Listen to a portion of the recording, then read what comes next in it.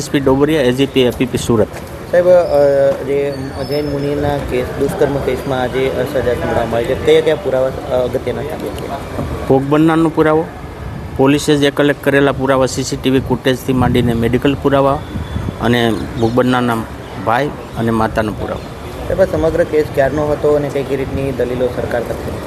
આ કેસ 2017નો હતો અને સરકાર તરફે આ ગંભીર ગુનામાં જે ગુનો આચરો છે એ ગુરુ છે અને ગુરુનું સ્થાન માતા પિતાથી વિશેષ હોય, એટલે એની સાથે જે અદમકૃત્ય આચરવામાં આવેલું છે એને કાયદામાં માફી બક્ષી શકાય નહીં, તેથી એને ગંભીર ગુનામાં સજા કરવી જોઈએ, એવી અમારી મુખ્ય દલીલ હતી.